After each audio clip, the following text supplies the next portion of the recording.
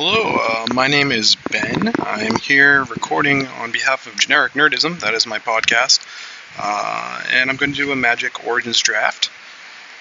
This is the first time I've ever recorded a draft, so please do be gentle should you review. Right now we're looking at a pack that has quite a powerful rare card. It is a 7-drop though, so I'm not really all in on it. War Oracle is a great card. Lightning Javelin for me is probably the card that I'm going to take out of this pack. There's a lot of powerful cards in other colors, so we may actually end up keeping red open to our left. So I'll go ahead and reserve that. Separatist Void Mage, strong card. Shambling Ghoul is a great 2-drop in black. And then there's just a bunch of other fine 2-drops. Joraga Invocation's also notable, but again, that's a 6-block that requires a 6-drop that requires you to be in one of the weaker colors and requires you to have a lot of creatures. So I think I'm just going to take the reasonable removal spell in one of the better colors in the format and try to stay open after that. Yeah, I don't know. Gaia's Revenge is strong, but I just can't first pick a 7-drop. Worth noting is because I'm going to... How did I get the wrong card? That's really fascinating. Alright, well, this is going to be an interesting draft. Here we have Blazing Hellhound, which is one of the premium gold cards. It's an uncommon card in the format. There's several of them, and they're all very strong, but there's something that I look to pick up a little bit later in the pack. For cards that are of interest to us, Foundry of the Councils is great. It's just a colorless, great way to stay open. Strong card. A Crowan Sergeant is Sergeant is a great 3-drop, but not anything spectacular that we want to second pick, or technically first pick in this case. I do like Suppression Bonds a lot. It's just unconditional removal, which is pretty strong, and I'm just going to go ahead and add it to our picks to avoid any shenanigans like last time. So this is interesting. We've got Herald of the Pantheon, which does play kind of nicely with Suppression Bonds, as does Blessed Spirits. Another Crowan Sergeant, which is great. Why do I keep pronouncing it that way?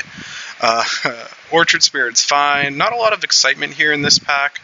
I think I am just going to take Blessed Spirits, and a 3-mana 2/2 flyer is actually pretty great for this this format. And there's a possibility that Herald wields, probably not. All right, here we've got Helm of the Gods, Synergy. Synergy abounds in this pool. Majoring Network is probably not what we're interested in doing. Alchemist Vial is a surprisingly playable card. Just if you need a 22nd, 23rd card, it's there for you. Deadbridge Shaman I've been pretty impressed by, and Black-White is definitely an archetype that's kind of enchantment hungry. However, if I take a black card here, I think I'm going to take Unholy Hunger over Deadbridge Shaman. I'm not particularly excited by Helm of the Gods or any of the other cards here, so I think we're just going to go in on Unholy Hunger. Alright, next we have Tormented Thoughts, which I'm not super interested in playing. Charging Griffin is a totally fine white card. Guardian Automaton is a totally fine colorless card. This late Wild Instincts indicates that green is probably open, but from what I've seen from draft videos, green is almost always open this late in the first pack. Weight of the Underworlds potentially synergizes with a little bit of what we're doing, but I'm just not really sold on that card. I think I'm going to be happy taking a Charging Griffin here, and if we can pick up some auras to throw on our flyers, we've got a plan, as they say. We also cut white with that plan, which is pretty great. Angel's Tomb, something that we could potentially play, but I'm not really excited to try. Enshrouding Mist is just a very good combat trick that I think we're probably going to end up picking up here. Grasp of the Hieromancer is something that if we really want, we can probably get it late, and it is probably something that we might want one or two of in this deck, depending on where we end up. But I'm just going to take Enshrouding Mist here. Notable things that we're passing: Inspiring Aeronaut is a fine card, Nantuko Husk for the black-red archetype, and another Wild Instincts is pretty good. Here we see Orbs of Warding, which is just a sideboard card at best. Celestial Flare, which I haven't actually been that impressed with. It's pretty easy to go wide in this format. Another Grasp of the Hieromancer. As I said, if we want one of these, we can surely acquire one. Night Snare is not a card that I'm ever interested in playing. Watercourser is a pretty solid little blue 3-drop, but I think we're going to take the second Unholy Hunger and hope that we really don't get too many more of those. That's not a card that you need a lot of. This pack doesn't have anything that terribly excites us. As far as 5-drop goes, I think we can do better than Heavy Infantry if we need to. JM Tome, I just think it's way too slow, even to sideboard in a grindier matchup. We're going to take this Bonded Construct. It's cheap, and it can block 2-drops, and sometimes that's just what you want. This is an insanely late Separatist Void Mage, so we are going to pick that up and keep our eyes open on blue with no looking back. Well, you know, maybe looking forward. We'll see. And again, some solid little picks here.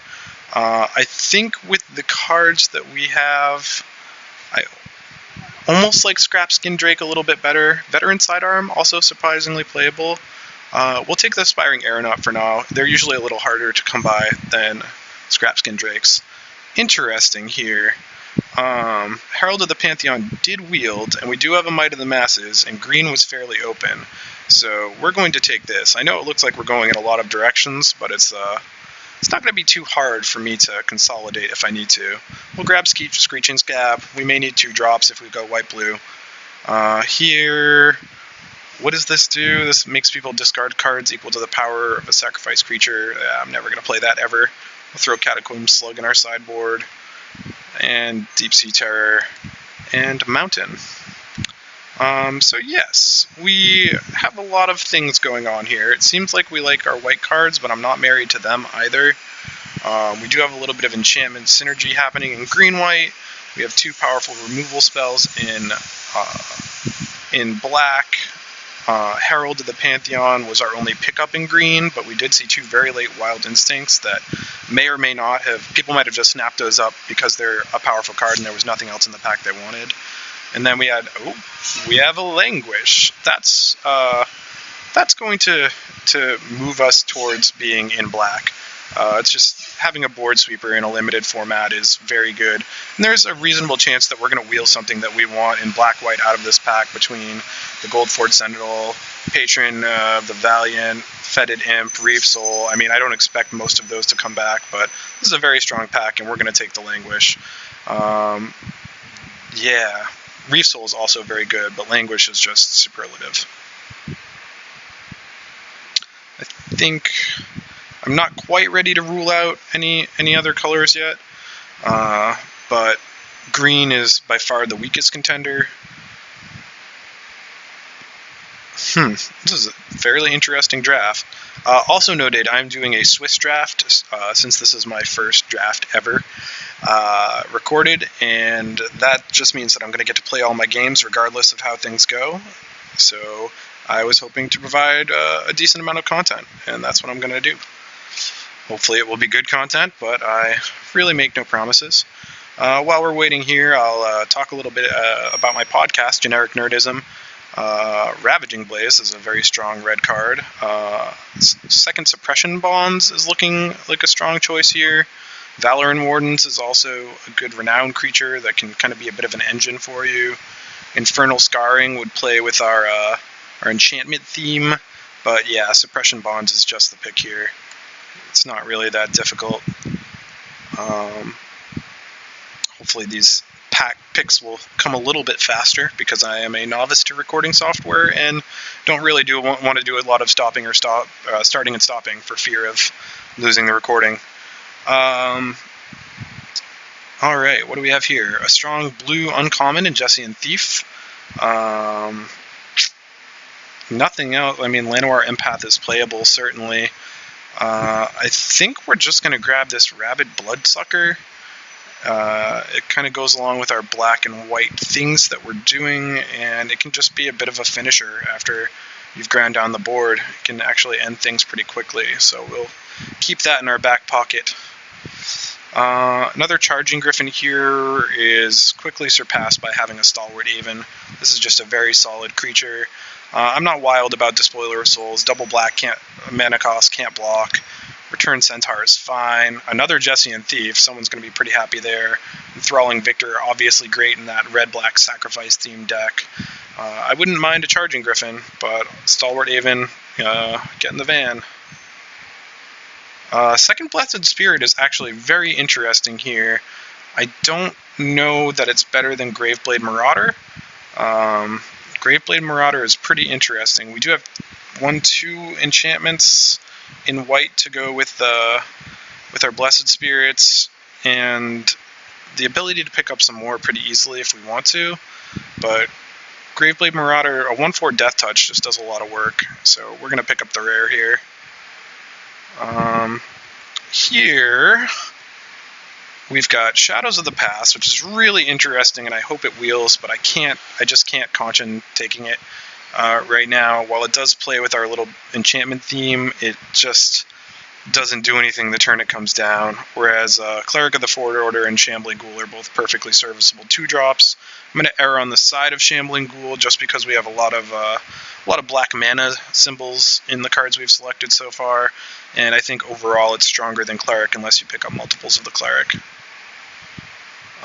Blood Curse Knight. This is something that we are very interested in. This is, I mentioned earlier, the uncommon cycle of dual colored cards, and this is a 4/3 with lifelink, provided that we control another enchantment, which it seems very likely we will do. So we're going to go ahead and pick him up, or her up. I've actually never really looked at the artwork. Here, I think we're going to grab Necromantic Summons. This is just a pretty strong card, especially when we have Unholy Hungers that can unconditionally remove bombs. We can then steal said bombs, and with Spell Mastery, make them even bigger. There's another Grasp of the Hieromancer in this pack, which I think I would pick up 1 or 2 of those, just because we do have a good amount of enchantment synergy going on now.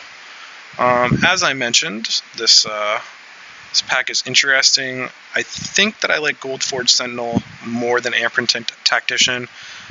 We just currently can't go wide enough to make Amprint Tactician that exciting, and this card can be a very serviceable finisher for us. Here it's between Healing Hands, Infernal Scarring, and Veteran Sidearm. I'm going to take Infernal Scarring for the fact that it replaces itself and it works with our enchantment theme.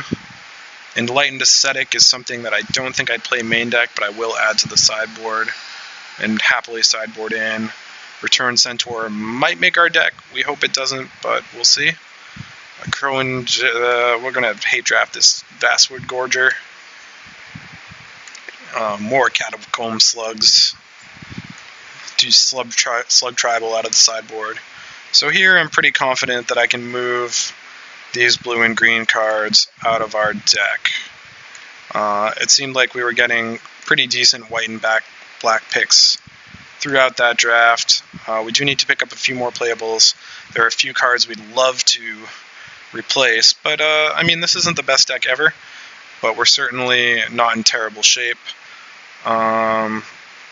Nothing super premium that I'm interested in from this pack. We've got a great card, Undercity Troll for green, Wild Instincts for green, a third Unholy Hunger, which I'm not wild about, especially with 2 Suppression Bonds as well.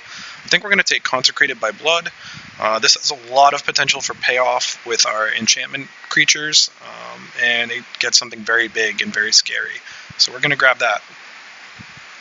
Right now we're looking to pick up some 2-drops, some 3-drops, just some more kind of aggressive creatures and etc.